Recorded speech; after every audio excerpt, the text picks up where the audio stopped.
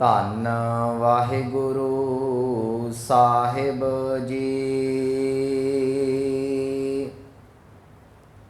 ਆਸਾ ਗੱਜ ਸਾਡੇ ਤੈ ਤੈ ਧੋਤੀਆਂ, ਤੇਰੇ ਪਾਇਨ ਤਗ। ਗੱਲੀ ਜਿਨ੍ਹਾਂ ਜਪ ਮਾਲੀਆਂ, ਲੋਟੇ ਹੱਥ ਨਿਬੱਗ। ਓਏ ਹਰ ਕੇ ਸੰਤ ਨਾ ਆਖੀਐ, ਬਾਨਾਰਸ ਕੇ ਠੱਗ। ਐਸੇ ਸੰਤ ਨਾ ਮੋਕੋ ਭਾਵੈ, ਡਾਲਾ ਸਿਉ ਪੇਡਾ ਗਟਕਾਵਹਿ। ਰਹਾਉ ਬਾਸਨ ਮਾਂਜ ਚਰਾਵਹਿ, ਊਪਰ ਕਾਠੀ ਧੋਏ ਜਲਾਵਹਿ।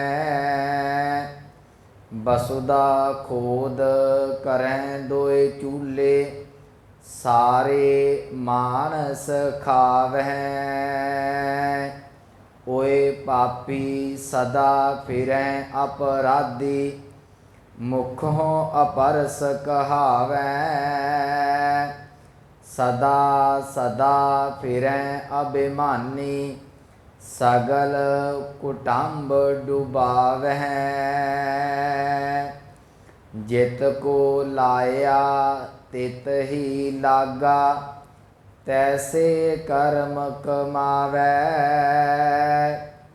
ਕਹੋ ਕਬੀਰ ਜਿਸ ਸਤਿਗੁਰ ਭੇਟੈ,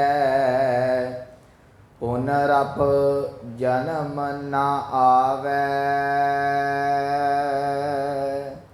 ਵਾਹਿਗੁਰੂ ਜੀ ਕਾ ਖਾਲਸਾ, ਵਾਹਿਗੁਰੂ ਜੀ ਕੀ ਫਤਿਹ। ਪਰਮ ਸਨਮਾਨਯੋਗ ਸਤਿਗੁਰੂ ਗੁਰੂ ਗ੍ਰੰਥ ਸਾਹਿਬ ਮਹਾਰਾਜ ਜੀ ਦੀ ਪਾਵਨ ਹਜ਼ੂਰੀ ਦੇ ਅੰਦਰ ਸੁਭਾਏਮਾਨ ਸਤਸੰਗੀ ਜਨੋ ਵਡਭਾਗੇ ਹੋ, ਜੋ ਸਤਿਗੁਰਾਂ ਦੀ ਰਹਿਮਤ ਬਖਸ਼ਿਸ਼ ਹਾਸਲ ਕਰ ਰਹੇ ਜੇ। ਚੱਲ ਰਹੀ ਲੜੀਵਾਰ ਧੰਨ ਸਾਹਿਬ ਸ੍ਰੀ ਗੁਰੂ ਗ੍ਰੰਥ ਸਾਹਿਬ ਮਹਾਰਾਜ ਜੀ ਦੀ ਅੰਮ੍ਰਿਤ ਵਿਚਾਰ ਆਸਾ ਰਾਗ ਦੇ ਅੰਦਰ ਭਗਤ ਬਾਣੀ ਚੱਲ ਰਹੀ ਹੈ। ਆਪ ਜੀ ਨੇ ਜੋ ਅੰਮ੍ਰਿਤ ਬਚਨ ਸਰਵਣ ਕੀਤਾ, ਇਹ ਭਗਤ ਕਬੀਰ ਸਾਹਿਬ ਜੀ ਦਾ ਅੰਮ੍ਰਿਤ ਬਚਨ ਗੁਰੂ ਗ੍ਰੰਥ ਸਾਹਿਬ ਮਹਾਰਾਜ ਜੀ ਦੇ ਪਾਵਨ ਅੰਗ 476 ਦੇ ਉੱਪਰ ਸੁਭਾਏਮਾਨ ਹੈ। ਇਸ ਅੰਮ੍ਰਿਤ ਬਚਨ ਦੇ ਵਿੱਚ ਭਗਤ ਕਬੀਰ ਸਾਹਿਬ ਜੀ ਇੱਕ ਸਿਧਾਂਤ ਪੇਸ਼ ਪਏ ਕਰਦੇ ਨੇ। ਕਹਿਣ ਲੱਗੇ, ਜਿਨ੍ਹਾਂ ਦੇ ਤਨ ਦੇ ਉੱਤੇ ਬਾਹਰੀ ਕੇਵਲ ਤੇ ਕੇਵਲ ਭੇਖ ਹੈ, ਜਿਨ੍ਹਾਂ ਨੇ ਕੇਵਲ ਤੇ ਕੇਵਲ ਮਰਿਆਦਾ ਨੂੰ ਹੀ ਬਹੁਤ ਜ਼ਿਆਦਾ ਅਪਣਾ ਕੇ ਅੰਦਰ ਦੀ ਰੂਹਾਨੀਅਤ ਨੂੰ ਗਵਾ ਚੁੱਕੇ ਨੇ, ਜਿਨ੍ਹਾਂ ਦੀ ਬਿਰਤੀ ਮਾਨਸ ਖਾਣੇ ਹੋ ਚੁੱਕੀ ਹੈ, ਉਹ ਭਾਵੇਂ ਸੰਤ ਦੇ ਭੇਖ ਦੇ ਵਿੱਚ ਵੀ ਕਿਉਂ ਨਾ ਆਉਣ, ਭਗਤ ਕਬੀਰ ਸਾਹਿਬ ਕਹਿੰਦੇ ਉਹ ਮੈਨੂੰ ਬਿਲਕੁਲ ਪਸੰਦ ਨਹੀਂ। ਕਹਿਣ ਲੱਗੇ, ਇਹੋ ਜਿਹੇ ਸੰਤ ਮੈਨੂੰ ਨਹੀਂ ਚੰਗੇ ਲੱਗਦੇ। ਉਹਦਾ ਇੱਕ ਕਾਰਨ ਕਹਿਣ ਲੱਗੇ, ਇਹ ਤਾਂ ਇੱਦਾਂ ਹੈ ਜਿਵੇਂ ਕੋਈ ਪੇੜ ਕੋਈ ਡਾਲ ਤੇ ਖਾਵੇ ਜਾਨਵਰ, ਉਹ ਪੂਰੇ ਦਾ ਪੂਰਾ ਪੇਡਾ ਵੀ ਖਾ ਜਾਵੇ। ਕਹਿਣ ਲੱਗੇ, ਇਹ ਉਹ ਲੋਕ ਨੇ, ਇਹਨਾਂ ਨੇ ਲੋਕਾਂ ਨੂੰ ਇਕੱਲਾ ਰਿਸ਼ਵਤ ਤੋਂ ਕਿਸੇ ਨੂੰ ਲੁੱਟ ਕੇ ਕੀ ਖਾਣਾ ਸੀ, ਇਹ ਤਾਂ ਪੂਰੇ ਦੇ ਪੂਰੇ ਜਿਹੜੇ ਮਨੁੱਖਾਂ ਨੂੰ ਹੀ ਖਾਣ ਲੱਗ ਪਏ। ਇੱਥੇ ਅੰਮ੍ਰਿਤ ਬਚਨ ਭਗਤ ਕਬੀਰ ਸਾਹਿਬ ਨੇ ਵਰਤੇ। ਕਹਿਣ ਲੱਗੇ, ਐਸੇ ਸੰਤ ਨਾ ਮੋਕੋ ਭਾਵੈ, ਡਾਲਾ ਸਿਉ ਪੇਡਾ ਗਟਕਾਵੈ। ਗਟਕਾਵੈ ਦਾ ਅਰਥ ਕੀਤਾ ਖਾ ਜਾਣਾ। ਕਹਿੰਦੇ ਉਹ ਟਾਹਣੀਆਂ ਸਮੇਤ ਪੂਰੇ ਦਾ ਪੂਰਾ ਪੇਡਾ, ਪੂਰੇ ਦਾ ਪੂਰਾ ਦਰਖਤ ਵੀ ਖਾ ਜਾਂਦੇ ਨੇ। ਮੈਂ ਇੱਥੇ ਥੋੜ੍ਹੀ ਜਿਹੀ ਬੇਨਤੀ ਕਹਿ ਕੇ ਵਿਚਾਰ ਵਾਲਾ ਹਾਂ। ਇੱਕ ਗੱਲ ਯਾਦ ਰੱਖਿਓ, ਗੁਰੂ ਗ੍ਰੰਥ ਸਾਹਿਬ ਮਹਾਰਾਜ ਜੀ ਦੀ ਬਾਣੀ ਦੇ ਵਿੱਚ ਕਦੀ ਵੀ ਇੱਕ ਨਾਮ ਨੂੰ ਲੈ ਕੇ ਅਖੀਰੀ ਕੋਈ ਸਟੇਟਮੈਂਟ ਨਹੀਂ ਦਿੱਤੀ ਹੋਈ। ਜਿਵੇਂ ਇੱਥੇ ਉੱਪਰ ਪਾਵਨ ਸ਼ਬਦ ਸੰਤ ਆਇਆ ਹੈ। ਸੰਤ ਜਿਹੜਾ ਗੁਰੂ ਗ੍ਰੰਥ ਸਾਹਿਬ ਦੇ ਵਿੱਚ ਪੋਜ਼ਿਟਿਵ ਅੱਖਰਾਂ ਦੇ ਵਿੱਚ ਵੀ, ਅਰਥਾਂ ਦੇ ਵਿੱਚ ਵੀ ਆਇਆ ਹੈ, ਨੈਗੇਟਿਵ ਵੀ ਆਇਆ ਹੈ। ਗੁਰੂ ਘਰ ਦੇ ਵਿੱਚ ਜਾਂ ਗੁਰੂ ਸਿਧਾਂਤ ਦੇ ਵਿੱਚ ਇੱਥੇ ਕੇਵਲ ਤੇ ਕੇਵਲ ਅੰਦਰ ਦੀ ਭਾਵਨਾ, ਅੰਦਰ ਦੀ ਬਿਰਤੀ ਨੂੰ ਵੇਖਿਆ ਜਾਂਦਾ ਹੈ। ਬਾਹਰੀ ਭੇਖ ਨੂੰ, ਬਾਹਰੀ ਰਿਸ਼ਤੇ ਨੂੰ ਕੋਈ ਥਾਂ ਨਹੀਂ। ਮੈਂ ਇੱਕ ਦੋ ਉਦਾਹਰਨਾਂ ਦੇ ਦਿੰਦਾ। ਕਈ ਵਾਰੀ ਪਤਾ ਕੀ ਹੁੰਦਾ, ਜਦੋਂ ਸੰਤ ਦੀ ਵਿਆਖਿਆ ਚੱਲਦੀ ਹੈ, ਹੁਣ ਕੁਝ ਸਾਡੇ ਫਿਰਕੇ ਇਹ ਨੇ ਜਿਹੜੇ ਕੇਵਲ ਤੇ ਕੇਵਲ ਸੰਤ ਦੀ ਮਹਿਮਾ ਹੀ ਕਰੀ ਜਾਂਦੇ ਨੇ, ਮਹਿਮਾ ਹੀ ਕਰੀ, ਇੱਕੋ ਪੱਖ ਵਾਚੀ ਜਾਣਗੇ। तो जे उन्होंने आखिए भाई नहीं संत इदा नहीं इदा होंगे ने, फिर फट श्लोक सुना देंगे कि संत की निंदा नानका बहुर बहुर अवतार। तो कई लोग इहो जे ने ਜਿਹੜੇ केवल तो केवल निंदिया का पक्ष ਲਈ ਜਾਣਗੇ, कई ਜਾਣਗੇ संत है नहीं माड़े ने माड़े ने। पर जो तुसी इक्को पक्ष लैके जां भंडी जाओगे जां सिद्धांत के मुताबिक उन्होंने सलाई जाओगे तो गुरु ग्रंथ साहिब की व्याख्या पूर्ण तौर पर नहीं कर सकते। हुण इत्थे शब्द ऐसे संत ना मोको भावे, एक संत नूं भंडिया भी गया है, एक थां ते गुरु अर्जुन साहिब का बचन भी है कि संत सहाई प्रेम के। उत्थे जिहड़े संत ने परमात्मा के नाल मिलन दे विच सहायता भी करते हैं। मैं जिहड़ी बेनती कर लगा गुरमुखो, गल केवल ते केवल अंदर दी, अंदर किन्ना क तेरा टिकिया होया। बाबा ये श्री चंद नूं देखदे आ, बाबा प्रिथी चंद नूं देखदे आ, है तो गुरु पुत्र ने ना। जे असी केवल ते केवल अखरां नूं लैके चलीए जी ये गुरु पुत्र ने, इन्हां दे चंगा जां माड़ा, याद रखियो गुरु रामदास महाराज जी दे तीन पुत्र ने, दोवां दा खास जिक्र आउंदा है। बाबा महादेव जी इन्हां गल्लां च नहीं आउंदे। बाबा प्रीति चंद वो ने जिहड़े बिल्कुल ही मुनकर ने, सिद्धांत तो उन्हां अंदर भावना नहीं, उन्हां दी बिरती मायक है, केवल तो केवल माया वाल वेखदे ने। गुरु अर्जुन साहिब के अंदर भावना है। जे तुसीं आखोगे पुत्र नखिद्ध है फिर गुरु अर्जुन साहिब गुरु पुत्र ने, जे आखोगे पुत्र सारे चंगे ने फिर प्रीति चंद भी गुरु पुत्र है जिहड़ा सके भरा का विरोध करता पिया है। इस तो अगे चलीए, जे असी गुरु घर दे विच औरत का सत्कार करते हैं। मैं पिछले समय जो व्याख्या आई ना आसा दी वार दी कि सो क्यों मंदा आखीए, गुरु घर दे विच जां गुर इतिहास च दो दाइयां का जिक्र है। एक दाई वो है दाई दौलतां जिन्हें गुरु नानक साहब महाराज जी के प्रकाश वेले दीदार करके ते अपना जीवन सफल कर लिया। एक दाई है दाई फतो जिन्हें गुरु हरगोबिंद साहब महाराज जी के नाल जिहड़ा दगा कमाया तो जहर देने की कोशिश की, अपना जीवन बर्बाद कर लिया। जे तुसीं इत्थे आखो जी दाइयां माड़ियां ने फिर दौलतां दाई का की अर्थ करोगे। जे आखोगे सारियां चंगियां ने फिर दौलतां का किहड़ा पक्ष रखोगे। इस तरीके दे नाल ज्ञानी है, इस तरीके दे नाल ब्रह्म ज्ञानी है, साधु है, संत है। याद रखियो गुरु ग्रंथ साहिब महाराज जी ने केवल तो केवल अंदर की निर्मलताई नूं प्रवान किया है। एक पासे गणका है, जो वह विषयी है उन्होंने कोई प्रवानगी नहीं, वो कोई मत्थे नहीं लगता, पर जो उन्हें सिमरन करके अंदर नूं साफ कर लिया वो गुरु घर दे विच परमात्मा दे विच अभेद हो जाती है। अजामल बारे पढ़ते हैं, वह भी तो जीवन जिहड़ा वो नखिद्ध है ना। मेरे कहने का भाव मैं इन्नियां तां उदाहरणां दित्तियां। अज दा जिहड़ा शब्द है इहदे विच उन्हां संतां दा जिक्र किया गया जिन्हां दा बाहरी भेख ते संतां वाला है, पर अंदर उन्हां दे जीवन दे विच रूहानीयत कोई नहीं, अंदर सिमरन नहीं, अंदर बंदगी कोई नहीं। तो मेरे मन च आ रहा सी मैं इत्थे उदाहरण किहड़ी देवां। एक गल याद रखियो, जिहड़ी असलीयत है ना उहदी ही कापी वजदी है। मैं अक्सर ही कहना ना, जे साडे कोल कोई डिग्री है ना वो असल च है वो एक डिग्री, उहदियां कई फोटो कापियां कराइयां जा सकदियां ने, पर किते ना किते असलीयत पई है उहदी नकल की जाती है। किते ना किते रब नूं जपण वाले, गुरु नूं मनण वाले, आपा वारन वाले संत महात्मा गुरसिख बैठे ने, उन्हां दा भेख धारण करके बहुते लोग जिहड़े लोकां नूं लुटदे पए ने। मैं कुछ उदाहरणां तुहानूं देणीਆਂ चाहुंदा। गुरु ग्रंथ साहिब महाराज जी की बाणी कहदी है संत है, साधु है, पर बहुत घट गिनती च ने। कह लगे हैन, ये नहीं कि सतगुरां ने मुकरे नहीं, कहते भी नहीं है, ये गल कोई नहीं, कहते हैन। गुरु नानक साहब का श्लोक है, हैन विरले, बहुत विरले विरले ने, ना ही घने, घने का अर्थ हुंदा संघने, कहते बहुते ज़्यादा संघने नहीं संत है। तुसीं आखो भी इत्थे भी संत है, इत्थे भी संत है, इत्थे भी महात्मा नहीं, बहुत ज़्यादा नहीं। हैन कहते हैगे ने, घबराओ ना। हैन विरले कह लगे, हैन विरले ना ही घने, फैल फकड़ संसार कहते। बाकी संसार के लोग केवल तो केवल विखावे दे ही रूप धारण पे करते हैं। मैं अगली बेनती करा, याद रखियो जो गुरु ग्रंथ साहिब नूं पढ़ते हैं तो गुरु ग्रंथ साहिब महाराज जी ने जिहड़ी एक संत की परिभाषा ना एक हंस दे नाल दित्ती है, तो 3 श्लोक ने गुरु ग्रंथ साहिब महाराज की अमृत बाणी दे विच इकट्ठे लड़ीवार ने। मैं वो तुहाडे नाल साझे कर देना, पर इन्हां थोड़ा जिहा संत बारे होर साझा कर देवां। कई बारी मन च आवेगा कि संत जे हैगे ने तो बहुत घट ने, तो बहुत घट क्यों। याद रखियो जिथों कोला निकलदा है ना, किते ना किते हीरा भी उत्थे पिया होया है। पर इहदा भाव ये नहीं कि कोलियां दी खान दे विच केवल कोले ने, हीरे नहीं। हाँ, ये सच्चाई जरूर है, बहुतांत तुहानूं कोले मिलणगे, हीरा एक अद्धा मिलदा है। मैं पिछले समय च कहा सी, असीं लभदे हीरा आ ਮੁੱਲ ਉਹਦਾ ਜਿਹੜਾ ਉਹ ਕੋਲਿਆਂ ਦਾ ਭਾਅ ਪਾਈ ਫਿਰਦੇ ਆ। ਇੱਕ ਸੌਖੀ ਉਦਾਹਰਨ ਦੇ ਦੇਵਾਂ, ਮੇਰੇ ਮਨ 'ਚ ਸੀ ਮੈਂ ਅੱਜ ਕਿਹੜੀ ਉਦਾਹਰਨ ਫਿੱਟ ਕਰਾਂ। ਯਾਦ ਰੱਖਿਓ, ਇੱਕ ਸਵਾਣੀ, ਇੱਕ ਬੀਬੀ ਦੁੱਧ ਰਿੜਕਦੀ ਹੈ, ਉਹਦੇ ਵਿੱਚੋਂ ਦੋ ਚੀਜ਼ਾਂ ਦੀ ਪ੍ਰਾਪਤੀ ਹੁੰਦੀ ਹੈ ਸਾਨੂੰ। ਇੱਕ ਉਹਦੇ 'ਚੋਂ ਰਿੜਕਣ ਦੇ ਨਾਲ ਮੱਖਣ ਨਿਕਲਦਾ ਹੈ, ਇੱਕ ਲੱਸੀ ਨਿਕਲਦੀ ਹੈ।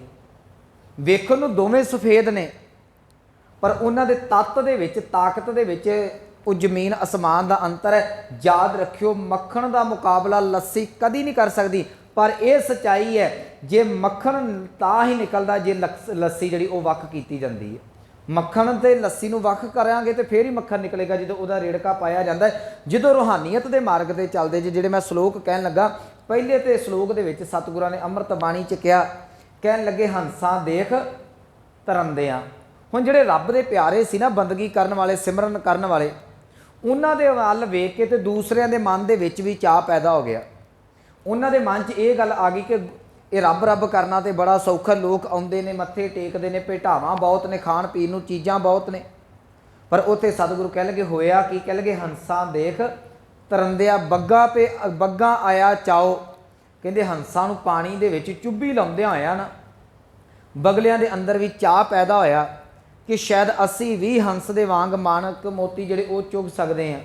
ਪਰ ਹੋਇਆ ਕੀ? ਕਹਿ ਲਗੇ ਡੁੱਬ ਮੂਏ ਬੱਗ ਬੱਪੜੇ, ਕਹਿਣ ਲੱਗੇ ਸਿਰ ਤਲ ਉੱਪਰ ਪਾਉ। ਕਹਿੰਦੇ ਉਹ ਵਿਚਾਰੇ ਪਾਣੀ ਦੇ ਵਿੱਚ ਡੁੱਬ ਕੇ ਜੀਵਨ ਨੂੰ ਬਰਬਾਦ ਕਰਕੇ ਖਤਮ ਕਰ ਗਏ, ਕਿਉਂਕਿ ਜਿਹੜੇ ਹੰਸ ਦੀ ਬਿਰਤੀ ਹੈ ਉਹ ਵੱਖਰੀ ਹੈ। ਹੰਸ ਨੂੰ ਜਿਹੜੀ ਕਲਾ ਪਰਮਾਤਮਾ ਨੇ ਵੱਖਰੀ ਦਿੱਤੀ, ਉਹਦੀ ਰੀਸ ਬਗਲਾ ਨਹੀਂ ਕਰ ਸਕਦਾ। ਅਗਲਾ ਸ਼ਲੋਕ ਹੈ, ਕਹਿਣ ਲੱਗੇ ਮੈਂ ਜਾਣਿਆ ਵੱਡ ਹੰਸ ਹੈ। ਸਤਿਗੁਰਾਂ ਦੀ ਅੰਮ੍ਰਿਤ ਬਾਣੀ ਕਹਿਣ ਲੱਗੇ ਜਦੋਂ ਹੰਸ ਦਾ ਮੁਕਾਬਲਾ ਬਗਲੇ ਨੇ ਕੀਤਾ, ਇੱਕ ਨੇ ਤੇ ਜੀਵਨ ਬਰਬਾਦ ਕਰ ਲਿਆ। ਹੁਣ ਲੋਕ ਭੁਲੇਖਾ ਖਾਂਦੇ ਨੇ ਕਿ ਇਹ ਬਗਲਾ ਜਿਹੜਾ ਹੈ ਇਹ ਸ਼ਾਇਦ ਹੰਸ ਹੈ। ਕਹਿਣ ਲੱਗੇ ਮੈਂ ਇਹ ਭੁਲੇਖਾ ਖਾ ਲਿਆ। ਸਤਿਗੁਰੂ ਕਹਿ ਲੱਗੇ ਮੈਂ ਜਾਣਿਆ ਵੱਡ ਹੰਸ ਹੈ, ਤਾਂ ਮੈਂ ਕੀਤਾ, ਦੋ ਪਾਠ ਨੇ, ਕੀ ਆ ਤੇ ਕੀਤਾ, ਤਾਂ ਮੈਂ ਕੀਤਾ ਸੰਗ, ਜੇ ਜਾਣਾ ਬੱਗ ਬੱਪੜਾ ਤਾਂ ਜਨਮ ਨਾ ਭੇੜੀ ਅੰਗ। ਭੇੜੀ ਦਾ ਅਰਥ ਹੈ ਮਿਲਾਪ। ਕਹਿੰਦੇ ਜੇ ਮੈਨੂੰ ਪਤਾ ਹੁੰਦਾ ਕਿ ਸੰਤ ਦੀ ਬਿਰਤੀ ਦੇ ਵਿੱਚ ਇਹ ਪਖੰਡੀ ਬੈਠਾ ਹੋਇਆ ਤੇ ਕਦੀ ਇਹਦੇ ਲਾਗੇ ਵੀ ਨਾ ਟੁਕਦੇ। ਮੈਂ ਜਾਣਿਆ ਵੱਡ ਹੰਸ ਹੈ, ਮੈਂ ਸਮਝਿਆ ਸੀ ਹੰਸ ਹੈ ਮਾਣਕ ਮੋਤੀ ਚੁਗੇਗਾ, ਪਰ ਮੈਨੂੰ ਕੀ ਪਤਾ ਸੀ ਇਹ ਬਗਲਾ ਡੱਡੀਆਂ ਮੱਛੀਆਂ ਚੁਗਦਾ ਸੀ। ਸਾਨੂੰ ਲੱਗਦਾ ਸੀ ਸੰਤ ਹੈ, ਪਰਮਾਤਮਾ ਦੇ ਨਾਲ ਮਿਲਾਏਗਾ, ਪਰ ਪਤਾ ਉਦੋਂ ਲੱਗਾ ਜਦੋਂ ਇਹ ਆਪ ਵਿਕਾਰਾਂ ਦੇ ਵਿੱਚ ਡੁੱਬਾ ਹੋਇਆ ਸੀ। ਮੈਂ ਜਾਣਿਆ ਵੱਡ ਹੰਸ ਹੈ, ਤਾਂ ਮੈਂ ਕੀਤਾ ਸੰਗ, ਜੇ ਜਾਣਾ ਬੱਗ ਬੱਪੜਾ ਤਾਂ ਜਨਮ ਨਾ ਭੇੜੀ ਅੰਗ। ਇਹ ਤੋਂ ਅਗਲਾ ਸ਼ਲੋਕ ਹੈ। ਹਾਂ, ਗੁਰੂ ਗ੍ਰੰਥ ਸਾਹਿਬ ਮਹਾਰਾਜ ਜੀ ਦੀ ਬਾਣੀ ਨੇ ਇਹ ਗੱਲ ਪ੍ਰਵਾਨ ਕੀਤੀ ਹੈ, ਜੇ ਇੱਕ ਅਸੰਤ ਦੇ ਉੱਤੇ, ਪਖੰਡੀ ਦੇ ਉੱਤੇ ਵੀ ਪਰਮਾਤਮਾ ਕਿਰਪਾ ਕਰੇ ਤੇ ਪਰਮਾਤਮਾ ਉਹਨੂੰ ਵੀ ਸੰਤਾਂ ਵਾਲੀ ਬਿਰਤੀ ਬਖਸ਼ ਕੇ ਰੱਖ ਦਿੰਦਾ। ਕਹਿਣ ਲੱਗੇ ਕਿਆ ਹੰਸ ਕਿਆ ਬਗਲਾ। ਕਹਿੰਦੇ ਕਿਹੜੇ ਹੰਸ ਦੀ ਕਿਹੜੇ ਬਗਲੇ ਦੀ ਗੱਲ ਕਰਦੇ ਜੇ ਕਿਆ ਹੰਸ ਕਿਆ ਬਗਲਾ ਜਾ ਕੋ ਨਦਰ ਕਰੇ। ਜਦੋਂ ਪਰਮਾਤਮਾ ਕਿਰਪਾ ਕਰਨ ਤੇ ਆ ਜੇ ਨਾ, ਜੇ ਤਿਸ ਭਾਵੈ ਨਾਨਕਾ ਕਾਗੋਂ ਹੰਸ ਕਰੇ। ਜੇ ਪਰਮਾਤਮਾ ਬਖਸ਼ਿਸ਼ ਕਰਨ ਤੇ ਆ ਜੇ, ਉਹ ਤੇ ਕਾਲਿਆਂ ਕਾਵਾਂ ਨੂੰ ਵੀ ਚਿੱਟੇ ਹੰਸ ਬਣਾ ਕੇ ਰੱਖ ਦਿੰਦਾ। ਸੋ ਮੇਰੇ ਕਹਿਣ ਦਾ ਭਾਵ ਗੁਰਮੁਖੋ, ਗੁਰਮਤ ਨੇ ਜਾਂ ਗੁਰੂ ਗ੍ਰੰਥ ਸਾਹਿਬ ਮਹਾਰਾਜ ਜੀ ਦੀ ਬਾਣੀ ਨੇ ਦੋਵੇਂ ਪੱਖ ਸਾਡੇ ਸਾਹਮਣੇ ਰੱਖੇ ਨੇ। ਇੱਥੇ ਭਗਤ ਕਬੀਰ ਸਾਹਿਬ ਜੀ ਕਹਿ ਰਹੇ ਨੇ, ਕਹਿ ਲਗੇ ਜਿਹੜੇ ਇਹੋ ਜਿਹੇ ਪਖੰਡੀ ਸੰਤ ਨੇ, ਇਹ ਮੈਂ ਦੋ ਤਿੰਨ ਸ਼ਲੋਕ ਤਾਂ ਸਾਂਝੇ ਕਰ ਦਿੱਤੇ, ਮਤਾ ਮਨ 'ਚ ਸਾਡੇ ਆਵੇ ਕਿ ਅੱਜ ਤੇ ਨਿੰਦਿਆ ਕੇਵਲ ਤੇ ਕੇਵਲ ਕੀਤੀ ਜਾ ਰਹੀ ਹੈ। ਸਤਿਗੁਰੂ ਜੀ ਅੰਮ੍ਰਿਤ ਬਾਣੀ ਦੇ ਵਿੱਚ ਸਾਨੂੰ ਸਾਰੇ ਸਿਧਾਂਤ ਦਿੰਦੇ ਨੇ। ਇੱਥੇ ਭਗਤ ਕਬੀਰ ਸਾਹਿਬ ਅੱਜ ਉਹਨਾਂ ਦੀ ਗੱਲ ਕਰਦੇ ਨੇ ਜਿਹੜੇ ਨੇ ਧਰਮ ਦੇ ਨਾਂ ਦੇ ਉੱਤੇ ਲੋਕਾਂ ਨੂੰ ਖਾਂਦੇ ਪਏ ਨੇ। ਜੇ ਇਹਦੀ ਵਿਆਖਿਆ ਕਰਨੀ ਹੋਵੇ ਤੇ ਆਸਾ ਦੀ ਵਾਰ ਦਾ ਸ਼ਲੋਕ ਸਾਡੀ ਬੜੀ ਮਦਦ ਕਰੇਗਾ। ਮਾਨਸ ਖਾਣੇ ਕਰੇ ਨਿਵਾਜ, ਕਹਿਣ ਲੱਗੇ ਐਸੇ ਸੰਤ ਨਾ ਮੋਕੋ ਭਾਵੇਂ। ਉਹ ਕਿਹੜੇ ਸੰਤ ਨਹੀਂ ਪਾਉਂਦੇ, ਉਹਨੂੰ ਗੁਰੂ ਨਾਨਕ ਸਾਹਿਬ ਬਖਸ਼ਿਸ਼ ਕਰਦੇ ਨੇ। ਮਾਨਸ ਖਾਣੇ ਕਰੇ ਨਿਵਾਜ ਸ਼ੁਰੀ ਵਗਾਇਨ, ਤਿੰਨ ਗਲ ਤਾਗ ਤਿੰਨ ਘਰ ਬ੍ਰਾਹਮਣ ਪੂਰੈ ਨਾਦ ਉਹਨਾਂ ਪੇ ਆਵੈ।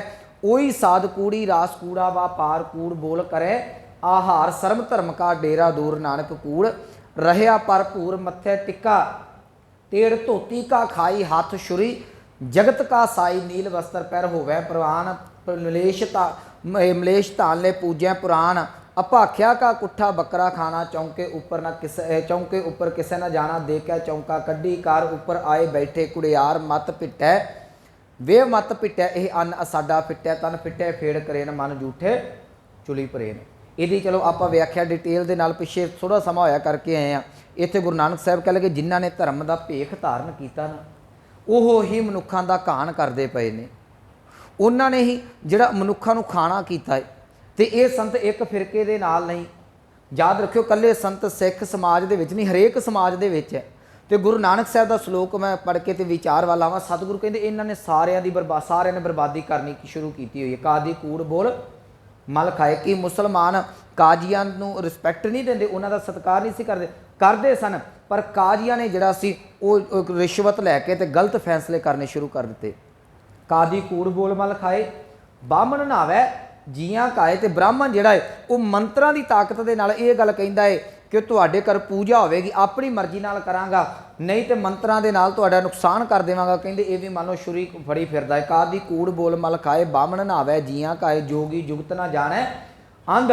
ਜਿਹਨੇ ਗਿਆਨ ਦੇਣਾ ਸੀ ਉਹ ਜਾ ਕੇ ਪਹਾੜਾਂ ਦੇ ਵਿੱਚ ਬੈਠ ਗਿਆ, ਤੀਨੇ ਉਹ ਜਾੜੇ ਕਾ ਬੰਦ। ਸਾਰਿਆਂ ਨੇ ਇਹਨਾਂ ਤਿੰਨਾਂ ਨੇ ਹੀ ਨੁਕਸਾਨ ਕਰਨਾ ਸ਼ੁਰੂ ਕੀਤਾ। ਭਗਤ ਕਬੀਰ ਸਾਹਿਬ ਕਹਿੰਦੇ ਇਹੋ ਜਿਹੇ ਬੰਦੇ ਮੈਨੂੰ ਬਿਲਕੁਲ ਨਹੀਂ ਪਸੰਦ, ਜਿਹੜੇ ਭੇਖ ਧਾਰਨ ਕਰਦੇ ਨੇ, ਜਿਹੜੇ ਕੇਵਲ ਤੇ ਕੇਵਲ ਵਿਖਾਵਾ ਕਰਦੇ ਨੇ। ਐਸੇ ਸੰਤ ਨਾ ਮੌਕਾ ਭਾਵੇਂ ਕਿਉਂ ਡਾਲਾਂ ਸਿਓ ਪੇਡਾ ਗਟਕਾਵੇਂ। ਇਹ ਜਦੋਂ ਆਪਣੀ ਆਈ ਤੇ ਆਉਂਦੇ ਨੇ ਨਾ, ਇਹ ਕਿਸੇ ਨੂੰ ਨਹੀਂ ਜੀ ਵੇਖਦੇ।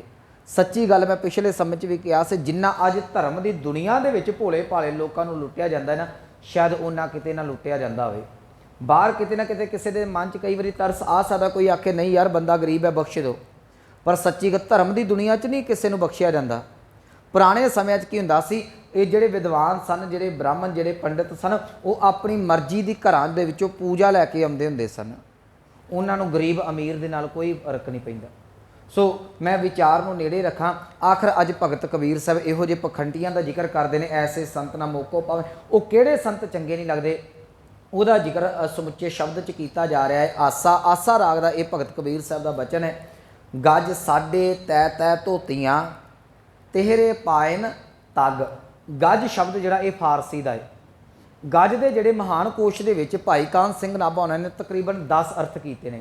ਗੱਜ ਦਾ ਅਰਥ ਹਾਥੀ ਵੀ ਹੈ, ਪਰ ਇੱਥੇ ਜਿਹੜਾ ਗੱਜ ਦਾ ਅਰਥ ਹੈ ਇਹ ਮਿੰਤੀ ਤੋਂ ਲਿਆ ਗਿਆ, ਮਾਪਦੰਡ ਦੀ ਇੱਕ ਇਕਾਈ ਹੈ।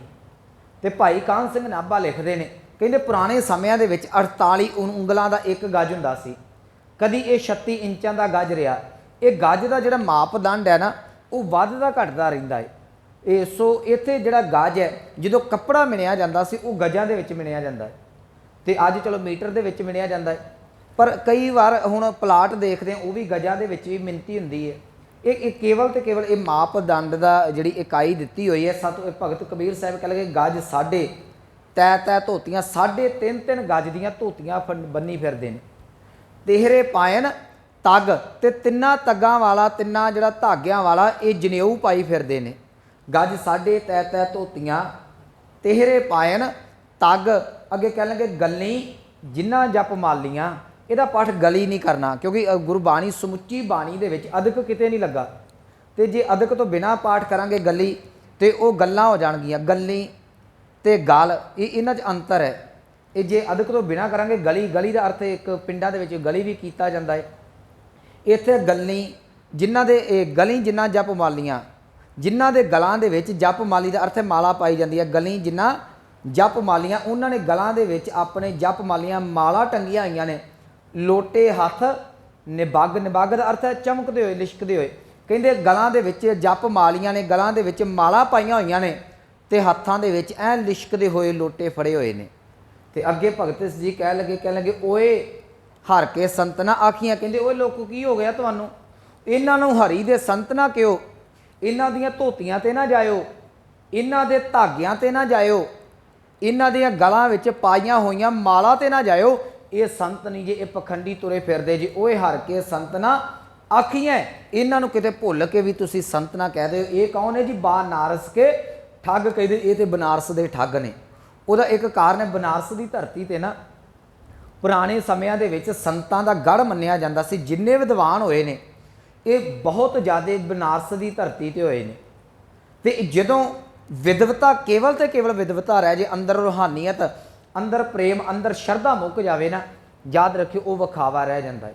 ਗੁਰੂ ਘਰ ਦੇ ਵਿੱਚ ਕੇਵਲ ਗਿਆਨ ਪ੍ਰਵਾਨ ਨਹੀਂ। ਇੱਕ ਗੱਲ ਯਾਦ ਰੱਖਿਓ, ਗਿਆਨ ਬਾਹਰੀ ਤੌਰ ਤੇ ਹੋਣਾ ਬਹੁਤ ਚੰਗੀ ਗੱਲ ਹੈ, ਬਾਣੀ ਦਾ ਗਿਆਨ ਵੀ ਚਾਹੀਦਾ ਹੈ, ਪਰ ਜਦੋਂ ਤੁਸੀਂ ਪਰਮਾਤਮਾ ਦੇ ਚਰਨਾਂ 'ਚ ਜੁੜਨਾ ਹੈ ਨਾ, ਉੱਥੇ ਗਿਆਨ ਨਹੀਂ, ਉੱਥੇ ਭਾਵਨਾ ਚੱਲਦੀ ਹੈ। ਇੱਕ ਨਹੀਂ ਅਨੇਕਾਂ ਥਾਵਾਂ ਤੇ ਗੁਰੂ ਗ੍ਰੰਥ ਸਾਹਿਬ ਮਹਾਰਾਜ ਜੀ ਦੇ ਬਚਨ ਅਸੀਂ ਪੜ੍ਹਦੇ ਹਾਂ ਕਿ ਦਾਤਾ ਜੀ ਕਿਰਪਾ ਕਰੋ, ਹਮ ਅੰਧਲੇ ਅੰਧ ਬਿਖੈ ਬਿਖ ਰਾਤੇ ਕਿਉਂ ਚਾਲੈ, ਗੁਰ ਚਾਲੀ ਸਤਿਗੁਰ ਦਇਆ ਕਰੇ। ਕਹਿੰਦੇ ਤੁਸੀਂ ਇੱਕ ਮੇਰੇ 'ਤੇ ਦਇਆ ਕਰੋ, ਕਿਰਪਾ ਕਰੋ, ਕਹਿਣ ਲੱਗੇ ਹਮ ਲਾਵੈ ਆਪਣ ਪਾਲੀ, ਮੇਰੇ ਤੇ ਇੱਕ ਕਿਰਪਾ ਕਰਕੇ ਮੈਨੂੰ ਆਪਣੇ ਪੱਲੇ ਦੇ ਨਾਲ, ਆਪਣੇ ਲੜ ਦੇ ਨਾਲ ਲਾ ਲਓ। ਮੇਰੇ ਕਹਿਣ ਦਾ ਭਾਵ ਜੇ ਕੇਵਲ ਤੇ ਕੇਵਲ ਬਾਹਰੀ ਗਿਆਨ ਨੂੰ ਤੁਸੀਂ ਵੇਖੋਗੇ ਨਾ, ਤੇ ਗੁਰੂ ਗ੍ਰੰਥ ਸਾਹਿਬ ਮਹਾਰਾਜ ਜੀ ਨੇ ਬਾਹਰੀ ਗਿਆਨ ਜਿਹੜਾ ਪ੍ਰਵਾਨ ਨਹੀਂ ਕੀਤਾ। ਭਗਤ ਕਬੀਰ ਸਾਹਿਬ ਕਹਿੰਦੇ ਬਾਹਰੀ ਭੇਖ ਦੇ ਨਾਲ ਲੋਕ ਇਹਨਾਂ ਨੂੰ ਸੰਤ ਕਹਿ ਸਕਦੇ ਨੇ, ਪਰ ਉਹਨਾਂ ਨੂੰ ਜਿਹੜਾ ਰੂਹਾਨੀਅਤ ਦੇ ਤੌਰ ਤੇ ਸੰਤ ਨਹੀਂ ਕਿਹਾ ਜਾ ਸਕਦਾ। ਇਹਦਾ ਇੱਕ ਕਾਰਨ ਹੈ, ਦੋ ਸ਼ਬਦ ਨੇ, ਇੱਕ ਸ਼ਬਦ ਹੈ ਪ੍ਰੀਤ, ਇੱਕ ਸ਼ਬਦ ਹੈ ਪ੍ਰਤੀਤ। ਪ੍ਰੀਤ ਹੋਣਾ ਕੇਵਲ ਤੇ ਕੇਵਲ ਕੁਛ ਨਹੀਂ ਹੁੰਦਾ, ਜਿੰਨਾ ਚਿਰ ਅੰਦਰ ਪ੍ਰਤੀਤ ਨਹੀਂ ਨਾ ਪੈਦਾ ਹੁੰਦੀ, ਉਹਨਾਂ ਚਿਰ ਅੰਦਰ ਪ੍ਰਮਾਤਮਾ ਦੇ ਨਾਲ ਨਹੀਂ ਜੇ ਭਿੱਜ ਸਕਦਾ। ਮੈਂ ਇੱਕ ਉਦਾਹਰਨ ਦੇ ਦੇਣਾ ਆਪ ਜੀ ਨੂੰ। ਕੇਵਲ ਤੇ ਕੇਵਲ ਤਨ ਦੇ ਉੱਤੇ ਤੁਸੀਂ ਭੇਖ ਧਾਰਨ ਕਰ ਲਿਆ, ਇਹ ਧਾਰਮਿਕ ਚਿੰਨ੍ਹ ਧਾਰਨ ਕਰ ਲਏ, ਚਿੰਨ੍ਹ ਧਾਰਨ ਕਰਨ ਦੇ ਨਾਲ ਮਨੁੱਖ ਕਦੀ ਵੀ ਪ੍ਰਮਾਤਮਾ ਦੇ ਨਾਲ ਨਹੀਂ ਜੁੜ ਸਕਦਾ। ਇੱਕ ਵਿਦਵਾਨ ਨੇ ਬੜੀ ਸੋਹਣੀ ਉਦਾਹਰਨ ਦਿੱਤੀ ਸੀ। ਕਹਿਣ ਲੱਗੇ ਮੰਨ ਲਓ ਕਿਸੇ ਫਿਲਮ ਦੀ ਸ਼ੂਟਿੰਗ ਹੋਣੀ ਹੈ, ਕੋਈ ਨਾਟਕ ਖੇਡਿਆ ਜਾਣਾ ਹੈ। ਕਹਿੰਦੇ ਉਸ ਨਾਟਕ ਦੇ ਵਿੱਚ ਜਿਹੜੀ ਇੱਕ ਔਰਤ ਹੈ, ਉਹਨੇ ਮੰਨ ਲਓ ਰੋਲ ਅਦਾ ਕਰਨਾ ਹੈ ਮਾਂ ਦਾ। ਉਹਨੇ ਬੜੀ ਸੋਹਣੀ ਗੱਲ ਕਹਾਣੀ ਬਣਾ ਕੇ ਪੇਸ਼ ਕੀਤੀ। ਕਹਿੰਦੇ ਉਹਨੇ ਮਾਂ ਦਾ ਰੋਲ ਅਦਾ ਕਰਨਾ। ਰੋਲ ਕੀ ਹੈ ਕਿ ਮਾਂ ਦੀ ਗੋਦ ਦੇ ਵਿੱਚੋਂ ਇੱਕ ਛੋਟਾ ਜਿਹਾ ਬੱਚਾ ਜਿਹੜਾ ਹੈ ਹਮਲਾਵਰਾਂ ਨੇ ਆਣ ਕੇ ਚੁੱਕ ਕੇ ਖਿੱਚ ਕੇ ਖੜਨਾ ਹੈ, ਉਹਨੂੰ ਬੱਚੇ ਨੂੰ ਉੱਥੋਂ ਖੋਹਣਾ ਹੈ। ਹੁਣ ਆਪ ਨੂੰ ਪਤਾ ਹੋਵੇਗਾ ਜਦੋਂ ਫਿਲਮ ਸ਼ੂਟ ਹੁੰਦੀ ਹੈ ਜਾਂ ਨਾਟਕ ਖੇਡੇ ਜਾਂਦੇ ਨੇ, ਤੇ ਮਗਰੋਂ ਜਿਹੜੀ ਆਵਾਜ਼ ਦਿੱਤੀ ਜਾਂਦੀ ਹੈ, ਸਾਊਂਡ ਬੱਚਿਆਂ ਦੀ ਜਾਂ ਬਹੁਤ ਸਾਊਂਡ ਜਿਹੜੀ ਹੈ ਉਹਦੇ ਵਿੱਚੋਂ ਦਿੱਤੀ ਜਾਂਦੀ ਹੈ, ਮਿਊਜ਼ਿਕ ਦੇ ਵਿੱਚੋਂ ਪਲੇ ਕੀਤੀ ਜਾਂਦੀ ਹੈ। ਹੁਣ ਉਹ ਵਿਦਵਾਨ ਕਹਿਣ ਲੱਗਾ, ਕਹਿੰਦਾ ਹੋਇਆ ਕਿ ਜਿਹਨੇ ਰੋਲ ਅਦਾ ਕਰਨਾ ਉਹ ਆਪ ਤੇ ਅਨਮੈਰਿਡ ਹੈ, ਆਪ ਤੇ ਕੁਆਰੀ ਹੈ, ਪਰ ਉਹਨੇ ਰੋਲ ਇੱਕ ਮਾਂ ਦਾ ਕਰਨਾ ਹੈ। ਕੀ ਕੀਤਾ ਕਿ ਕਿਸੇ ਨਵ ਜੰਮੇ ਹੋਏ ਬੱਚੇ ਨੂੰ ਉਹਦੀ ਮਾਂ ਦੇ ਗੋਦ ਦੇ ਵਿੱਚੋਂ ਕੁਝ ਘੜੀਆਂ ਵਾਸਤੇ ਉਧਾਰਾ ਮੰਗ ਲਿਆ। ਆਪਣਾ ਤੇ ਬੱਚਾ ਉਹਨੇ ਜਨਮ ਨਹੀਂ ਦਿੱਤਾ ਅਜੇ, ਤੇ ਆਪ ਤੇ ਕੁਵਾਰੀ, ਉਹਨੂੰ ਕੀ ਪਤਾ ਬੱਚੇ ਦਾ ਪਿਆਰ ਤੇ ਬੱਚੇ ਦੀ ਪੀੜਾ ਕੀ ਹੁੰਦੀ ਹੈ। ਯਾਦ ਰੱਖਿਓ, ਇਹਨੂੰ ਅਸ਼ਲੀਲਤਾ ਵਾਲਾ ਖੜਿਓ। ਬੱਚੇ ਦੀ ਪੀੜਾ ਬੱਚੇ ਦੀ ਮਾਂ ਹੀ ਸਮਝ ਸਕਦੀ ਹੈ, ਦੂਜੇ ਨੂੰ ਕੁਛ ਨਹੀਂ ਪਤਾ। ਉੱਥੇ ਉਹਨੇ ਉਦਾਹਰਨ ਦਿੱਤੀ, ਕਹਿਣ ਲੱਗਾ ਕਿ ਉਹ ਇੱਕ ਮਾਂ ਦੇ ਕੋਲੋਂ ਬੱਚਾ ਲਿਆ, 2.5-3 ਮਹੀਨੇ 4-5 ਮਹੀਨੇ ਦਾ ਬੱਚਾ ਲੈ ਲਿਆ। ਉਹਨੂੰ ਇਹ ਗੱਲ ਕਹੀ ਗਈ ਕਿ ਤੂੰ ਵੀ ਕੋਲ ਖੜੀ ਹੋ ਜੀ, ਲਾਗੇ ਸਾਹਮਣੇ ਬੈਠ ਕੇ ਵੇਖ ਲਵੀਂ। ਇਹ ਕੇਵਲ ਤੇ ਕੇਵਲ ਸ਼ੂਟਿੰਗ ਕੀਤੀ ਜਾਣੀ ਹੈ। ਇੱਕ ਥੋੜ੍ਹਾ ਜਿਹਾ ਇਹ ਸ਼ੂਟ ਇੰਨਾ ਕੁ ਕਰਨਾ ਕਿ ਤੇਰੇ ਬੱਚੇ ਨੂੰ ਹਮਲਾਵਰਾਂ ਨੇ ਖੋਹਣਾ ਹੈ, ਉਹਦੇ ਵਾਸਤੇ ਤੇਰੇ ਬੱਚੇ ਦੀ ਲੋੜ ਹੈ। ਤੇ ਕਹਿੰਦਾ ਉਹ ਜਿਹੜੀ ਮਾਂ ਰੋਲ ਅਦਾ ਕਰਦੀ ਹੈ, ਜਦੋਂ ਹਮਲਾਵਰ ਆਉਂਦੇ ਨੇ, ਹੋ ਸ਼ੂਟਿੰਗ ਰਹੀ ਹੈ, ਹਮਲਾਵਰ ਆਉਂਦੇ ਨੇ, ਬੱਚਾ ਚੁੱਕਦੇ ਨੇ, ਉਹ ਮਾਂ ਦੀਆਂ ਅੱਖਾਂ ਦੇ ਵਿੱਚ ਅਥਰੂ ਜਿਹੜੇ ਨੇ ਉਹ ਨਕਲੀ ਨੇ। ਮਗਰੋਂ ਬੱਚੇ ਦੇ ਰੋਣ ਦੀ ਤੇ ਮਾਂ ਦੇ ਹੌਕਿਆਂ ਦੀ ਆਵਾਜ਼ ਜਿਹੜੀ ਹੈ ਉਹ ਪਲੇ ਕੀਤੀ ਜਾਂਦੀ ਹੈ, ਕਿਉਂਕਿ ਨਾ ਤੇ ਉਹਨੇ ਜਨਮ ਦਿੱਤਾ ਹੈ, ਨਾ ਉਹਨੂੰ ਬੱਚੇ ਦੀ ਪੀੜਾ ਦੇ ਪਤਾ ਹੈ। ਹੋ ਸਾਰਾ ਕੁਝ ਨਕਲੀ ਰਿਹਾ ਹੈ, ਪਰ ਸਾਹਮਣੇ ਬੈਠੀ ਹੋਈ ਮਾਂ ਦੇ ਉਸੇ ਹੀ ਕਲੇਜੇ ਨੂੰ ਹੌਲ ਪੈ ਜਾਂਦੇ ਨੇ, ਮੇਰੇ ਬੱਚੇ ਨੂੰ ਕਿਤੇ ਆਂਚ ਨਾ ਆ ਜਾਵੇ। ਇੰਨਾ ਕਿ ਉਹਨੇ ਕਿਹਾ, ਕਹਿੰਦਾ ਪਤਾ ਬਿਲਕੁਲ ਮਾਂ ਨੂੰ ਵੀ ਪਤਾ ਹੈ ਕਿ ਮੇਰੇ ਬੱਚੇ ਨੂੰ ਖੋਇਆ ਨਹੀਂ ਜਾ ਰਿਹਾ, ਖੜਨਾ ਕਿਤੇ ਨਹੀਂ, ਹੋਰ ਸ਼ੂਟਿੰਗ ਰਹੀ ਹੈ, ਪਰ ਫਿਰ ਵੀ ਜਿੰਨੇ ਜਨਮ ਦਿੱਤਾ ਹੈ ਉਹਦੇ ਦਿਲ ਨੂੰ ਹੌਲ ਪੈਂਦੇ ਨੇ ਕਿ ਕਿਤੇ ਮੇਰੇ ਬੱਚੇ ਨੂੰ ਕੋਈ ਨੁਕਸਾਨ ਨਾ ਪਹੁੰਚ ਜਾਵੇ, ਕਿਤੇ ਝਰੀਟ ਨਾ ਆ ਜਾਵੇ। ਕਹਿੰਦੇ ਜਿਵੇਂ ਇੱਕ ਜੰਮੇ ਹੋਏ ਬੱਚੇ ਦਾ ਦਰਦ ਉਹਦੀ ਮਾਂ ਸਮਝ ਸਕਦੀ ਹੈ, ਜਿਹੜਾ ਪ੍ਰਮਾਤਮਾ ਦੇ ਨਾਲ ਜੁੜਿਆ ਹੋਇਆ ਰੂਹਾਨੀਅਤ ਦਾ ਜਿਹੜਾ ਇਸ਼ਕ ਉਹੀ ਉਹ ਸਮਝ ਸਕਦਾ ਹੈ। ਯਾਦ ਰੱਖਿਓ, ਕੇਵਲ ਤੇ ਕੇਵਲ ਤਨ ਤੇ ਉੱਤੇ ਭੇਖ ਧਾਰਨ ਕਰਨ ਦੇ ਨਾਲ ਪ੍ਰਮਾਤਮਾ ਨਹੀਂ, ਪ੍ਰਮਾਤਮਾ ਦੀਆਂ ਗੱਲਾਂ ਤੇ ਅਸੀਂ ਕਰ ਸਕਦੇ ਹਾਂ। ਹੁਣ ਮੇਰਾ ਵਿਸ਼ਾ ਗੁਰਬਾਣੀ ਦਾ ਹੈ, ਮੇਰਾ ਵਿਸ਼ਾ ਕਥਾ ਦਾ ਹੈ। ਮੈਨੂੰ ਤੁਸੀਂ ਗਿਆਨ ਦੀਆਂ ਗੱਲਾਂ ਪੁੱਛੋਗੇ ਤੇ ਬਹੁਤ ਕਿਤਾਬਾਂ ਪੜ੍ਹੀਆਂ ਹੁੰਦੀਆਂ ਨੇ ਕਥਾਵਾਚਕਾਂ ਨੇ, ਅਸੀਂ ਗੱਲਾਂ ਦੇ ਨਾਲ ਅਸਮਾਨਾਂ ਤਾਕੀਆਂ ਲਾ ਸਕਦੇ ਹਾਂ, ਪਰ ਜਿਹੜੀ ਅਵਸਥਾ ਗੁਰਬਾਣੀ ਕਹਿੰਦੀ ਪਈ ਹੈ, ਸੱਚੀ ਗੱਲ ਇਹ ਅਭਿਆਸ ਦੇ ਨਾਲ ਹੀ ਪਤਾ ਲੱਗੇਗੀ। ਇੱਕ ਉਹਨੇ ਬੀਬੀ ਨੇ ਰੋਲ ਤੇ ਅਦਾ ਕੀਤਾ ਬੱਚੇ ਦਾ, ਪਰ ਜਿੰਨਾ ਚਿਰ ਉਹ ਬੱਚੇ ਨੂੰ ਜਨਮ ਨਹੀਂ ਦਿੰਦੀ ਉਹਨਾਂ ਚਿਰ ਉਹਨੂੰ ਬੱਚੇ ਦੀ ਪੀੜਾ, ਬੱਚੇ ਦਾ ਦਰਦ ਨਹੀਂ ਪਤਾ ਹੋਵੇਗਾ। ਜਿੰਨਾ ਚਿਰ ਸਿੱਖਾ ਤੂੰ ਅਭਿਆਸ ਨਹੀਂ ਕਰਦਾ ਉਹਨਾਂ ਚਿਰ ਤੈਨੂੰ ਰੂਹਾਨੀਅਤ ਦਾ ਗਿਆਨ ਦਾ ਪਤਾ ਕੋਈ ਨਹੀਂ ਲੱਗਣਾ। ਬਾਹਰੀ ਗਿਆਨ ਜਿੰਨਾ ਮਰਜ਼ੀ ਇਕੱਠਾ ਕਰੀ ਫਿਰ। ਇੱਥੇ ਭਗਤ ਕਬੀਰ ਸਾਹਿਬ ਨੇ ਇੱਕ ਰੂਪ ਰੇਖਾ ਸਾਡੇ ਸਾਹਮਣੇ ਬਣਾ ਕੇ ਦਿੱਤੀ ਹੈ। ਕਹਿ ਲਗੇ ਤਨ ਦੇ ਉੱਤੇ ਭੇਖ ਪਾਇਆ ਹੈ, 3.5 ਗਜ ਦੀਆਂ ਧੋਤੀਆਂ ਬੱਦੀਆਂ ਨੇ, ਗਲਾਂ ਦੇ ਵਿੱਚ ਮਾਲਾ ਪਾਈਆਂ ਹੋਈਆਂ ਨੇ, ਹੱਥ ਦੇ ਵਿੱਚ ਲੋਟੇ ਫੜੇ ਹੋਏ ਨੇ, ਤੇ ਕਹਿੰਦੇ ਲੋਟਾ ਫੜ ਲੈਣਾ, ਗਲ 'ਚ ਮਾਲਾ ਪਾ ਲੈਣੀ, ਤਨ ਤੇ ਕੱਪੜੇ ਪਾ ਲੈਣੇ। ਇਹ ਸੰਤ ਦਾ ਪਹਿਰਾਵਾ ਨਹੀਂ, ਇਹ ਸੰਤ ਦਾ ਰੂਪ ਨਹੀਂ। ਇਹ ਭੇਖ ਤੇ ਹੋ ਸਕਦਾ ਹੈ, ਇਹ ਕੇਵਲ ਤੇ ਕੇਵਲ ਅੰਦਰ ਠੱਗ ਨੇ, ਕਿਉਂਕਿ ਬਿਰਤੀ ਇਹਨਾਂ ਦੀ ਮਲੀਨਤਾ ਦੇ ਨਾਲ ਭਰੀ ਹੋਈ ਹੈ। ਕਹਿ ਲਗੇ ਓਏ ਹਰ ਕੇ ਸੰਤ ਨਾ ਆਖੀਆਂ, ਇਹਨਾਂ ਨੂੰ ਤੁਸੀਂ ਹਰੀ ਦੇ ਸੰਤ ਨਾ ਆਖੋ, ਬਨਾਰਸ ਕੇ ਠੱਗ। ਇਹ ਤੇ ਬਨਾਰਸ ਦੇ ਠੱਗ ਨੇ, ਭਾਵ ਅੰਦਰੋਂ ਗਿਆਨ ਤੋਂ ਸਖਣੇ ਤੇ ਬਾਹਰੀ ਗਿਆਨ ਦੇ ਨਾਲ ਅਸਮਾਨ ਨੂੰ ਤਾਕੀਆਂ ਲਾਉਂਦੇ ਪਏ ਨੇ। ਇਹਨੂੰ ਅੰਮ੍ਰਿਤ ਬਾਣੀ ਦਾ ਇੱਕ ਹੋਰ ਸ਼ਬਦ ਬੜਾ ਵਧੀਆ ਸਪਸ਼ਟ ਕਰੇਗਾ ਭਗਤ ਕਬੀਰ ਸਾਹਿਬ ਦਾ। ਕਹਿ ਲਗੇ ਹਿਰਦੈ ਕਪਟ ਬਨਾਰਸ ਕੇ ਠੱਗ ਕਿਉਂ ਕਿਹਾ। ਮੁੱਖ ਗਿਆਨੀ, ਕਹਿੰਦੇ ਹਿਰਦੇ ਦੇ ਵਿੱਚ ਕਪਟ ਹੈ ਤੇ ਮੂੰਹ ਤੋਂ ਉੱਤੋਂ ਬੜਾ ਗਿਆਨੀ ਬਣਦਾ ਹੈ, ਗੱਲਾਂ ਬੜੀਆਂ ਚੰਗੀਆਂ ਕਰਦਾ ਹੈ। ਤੇ ਯਾਦ ਰੱਖਿਓ, ਮੈਂ ਆਪਣੇ ਨਿੱਜੀ ਜੀਵਨ ਦੇ ਵਿੱਚ, ਕਿਉਂਕਿ ਸਾਡੀ ਹੁਣ ਲਾਈਨ ਇਹ ਹੈ, ਇਹੋ ਜਿਹੇ ਲੋਕ ਵੇਖੇ ਨੇ ਜਿਨ੍ਹਾਂ ਦੇ ਪੈਰੀਂ ਲੋਕ ਪੈਂਦੇ ਨੇ, ਜਿਨ੍ਹਾਂ ਨੂੰ ਕਹਿੰਦੇ ਨੇ ਸੰਤ ਜੀ, ਮਹਾਤਮਾ ਜੀ, ਤੇ ਜਦੋਂ ਉਹਨਾਂ ਦਾ ਨਿੱਜੀ ਜੀਵਨ ਵੇਖਿਆ ਜਾਂਦਾ ਹੈ ਤੇ ਸ਼ਰਮ ਦੇ ਨਾਲ ਸਿਰ ਵੀ ਝੁਕ ਜਾਂਦਾ ਹੈ। ਤੁਸੀਂ ਦੂਰ ਕਿਉਂ ਜਾਓ, ਆ ਕਈ ਸੰਤ ਫੜ ਕੇ ਸਰਕਾਰ ਨੇ ਜੇਲ੍ਹਾਂ ਦੇ ਵਿੱਚ ਦਿੱਤੇ ਹੋਏ ਨੇ, ਇਹਨਾਂ ਦਾ ਵੀ ਤਾਂ ਇਹੋ ਜੀਵਨ ਹੈ।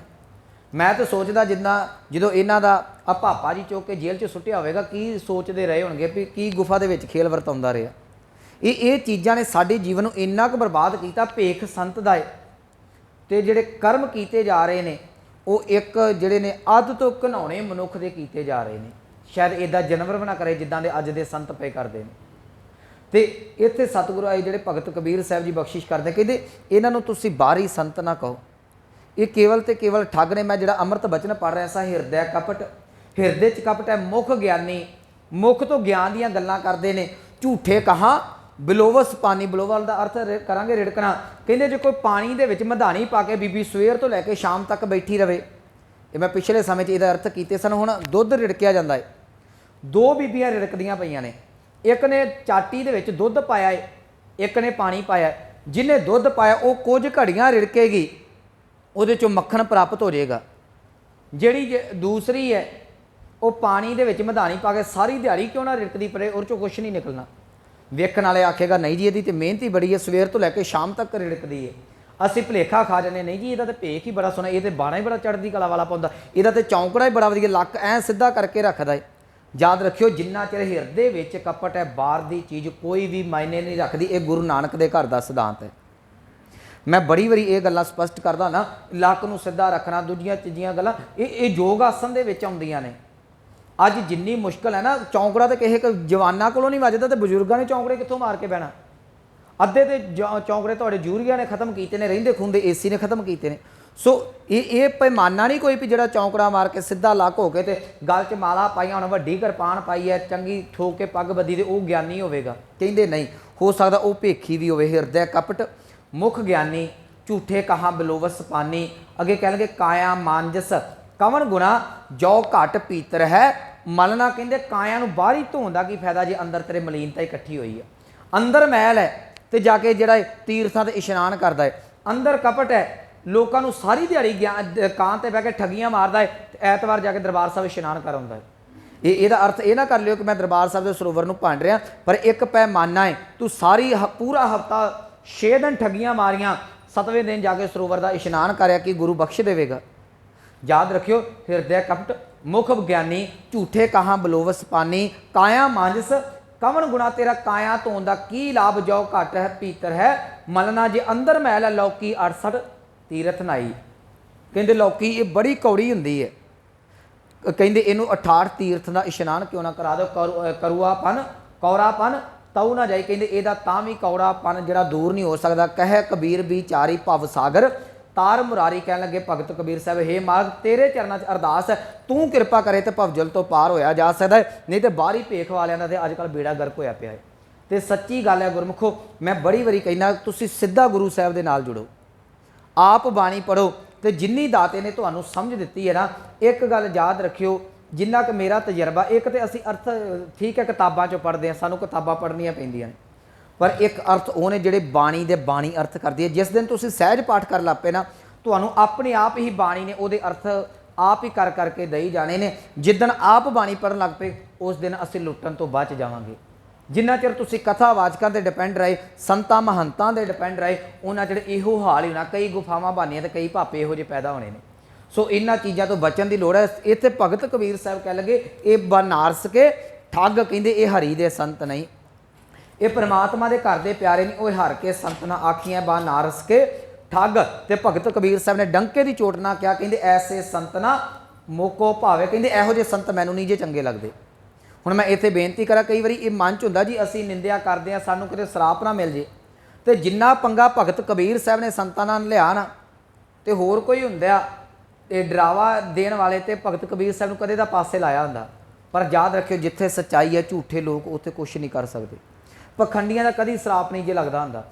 ਮੈਂ ਬੜੀ ਹਾਏ ਲੱਗਦੀ ਹੈ, ਸਰਾਪ ਲੱਗਦਾ ਹੈ, ਕਿਸੇ ਗਰੀਬ ਦਾ ਹੱਕ ਮਾਰੋਗੇ ਉਹਦਾ ਸਰਾਪ ਤੁਹਾਨੂੰ ਜ਼ਰੂਰ ਲੱਗੇਗਾ। ਤੁਸੀਂ ਕੰਡੇ ਨੂੰ ਕੰਡਾ ਕਹਿ ਦਿਓ, ਇਹ 'ਚ ਸਰਾਪ ਥੋੜੀ ਹੈ ਕੋਈ, ਇਹ ਝੂਠ। ਇੱਕ ਪੇਡਾ ਲੱਗਾ, ਬੂਟਾ ਲੱਗਾ ਏ ਗੁਲਾਬ ਦਾ ਏ, ਉਹਨੂੰ ਕੰਡੇ ਵੀ ਲੱਗੇ ਨੇ, ਉਹਨੂੰ ਫੁੱਲ ਵੀ ਲੱਗੇ ਨੇ। ਫੁੱਲ ਨੂੰ ਕੀ ਆਖੋਗੇ? ਫੁੱਲ ਹੀ ਕਹੋਗੇ।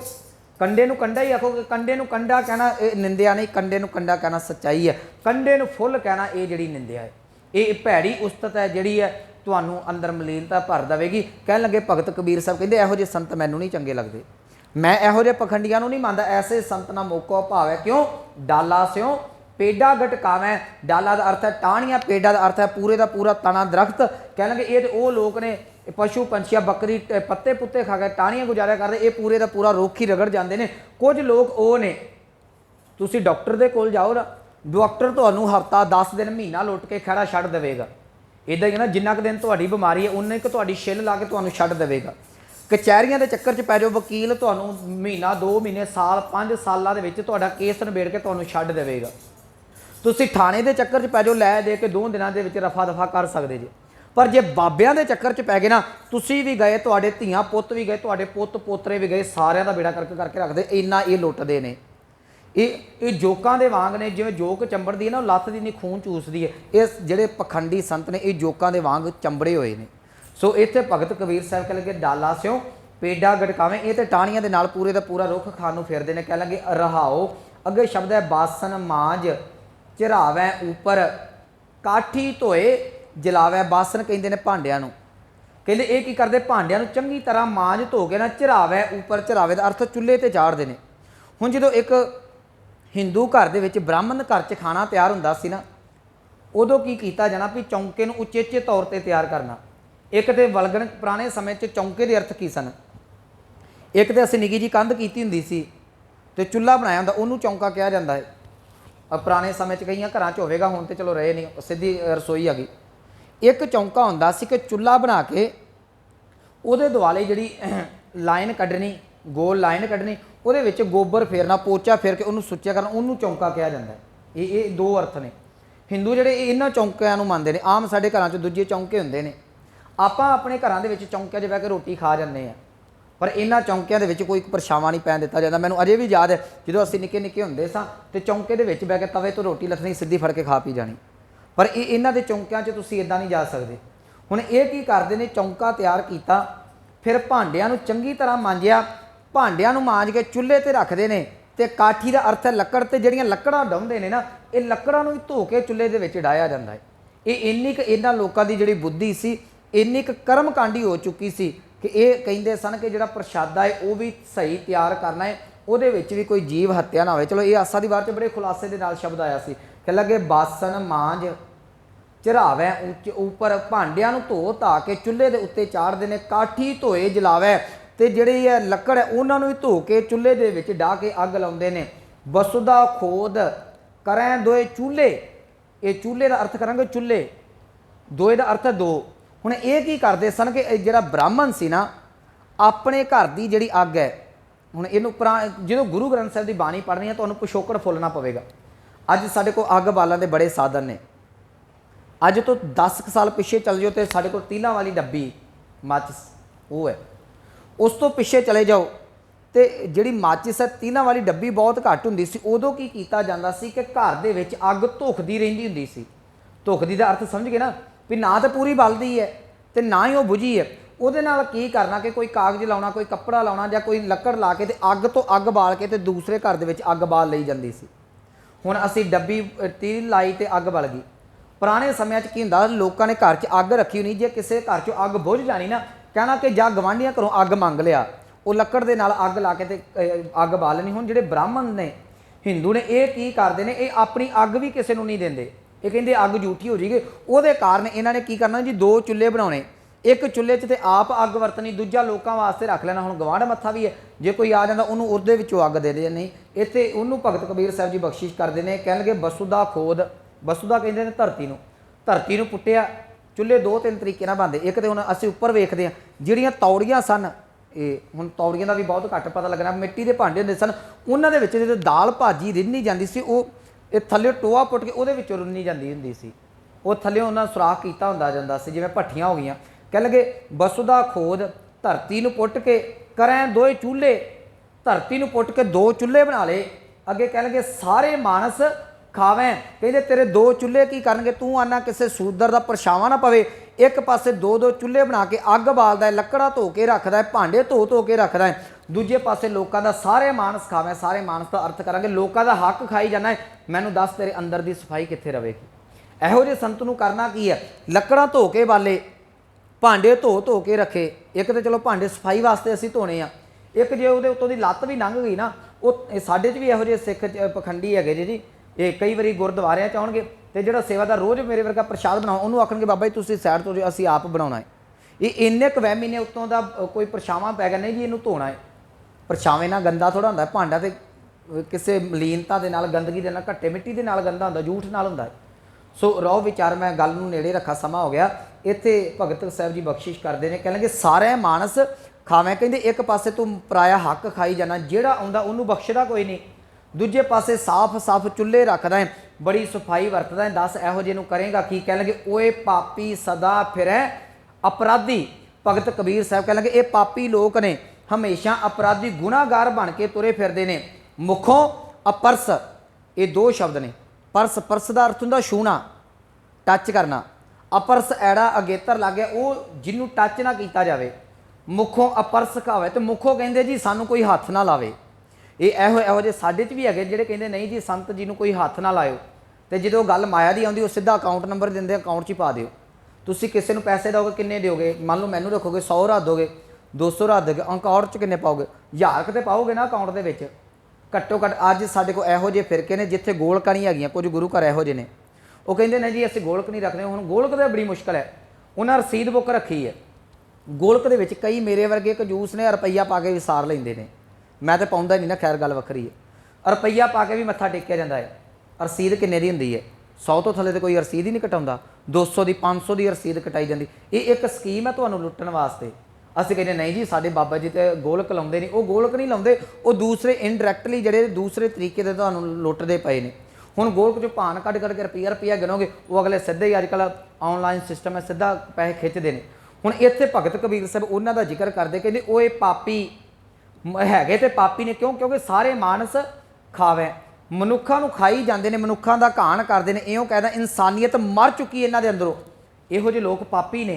कहंदे ओए पापी फिरै अपराधी, हैगे ते गुनाहगार ने, पर की करदे? मुखों अपरस कहावे, ते अपने मूँह तो अपने आप नूं साफ सुथरा कहाउंदे ने जी असीं किसी नूं हत्थ नहीं लाउंदे, असीं झूठे नहीं हुंदे। ते भगत साहब कहणगे सदा सदा फिरै अभिमानी। अभिमानी का अर्थ हंकारी। कहते सारी उम्र इसे हंकार च तुरे फिरते हैं कि मैं बड़ा सुच्चा जी, मैं रोटी भी सुच्ची खाना, चुल्हा भी सुच्चा रखदा, चोला भी सुच्चा रखदा, हथ भी किसी नहीं लाउण दिंदा। सदा सदा फिरै अभिमानी, सगल कुटुंब डुबावे। कहते जिथे आप तो तू डुबना ही डुबना ना, सारा परिवार ही तू लैके इहो जिहा डुब जाता है। अखीर ते कह लगे जित को लाया तित ही लागा। सतगुर भगत साहब जी कह लगे मालक ये कह भी की सकते हैं, ये परमात्मा की खेड है। वो जिद्दां दा किसी नूं ला दिंदा है, उदां दे जीव वो परमात्मा की खेड अनुसार उस पासे लग जाते हैं। तैसे कर्म कमावे, उदां दे जीव कर्म कमाउंदे ने।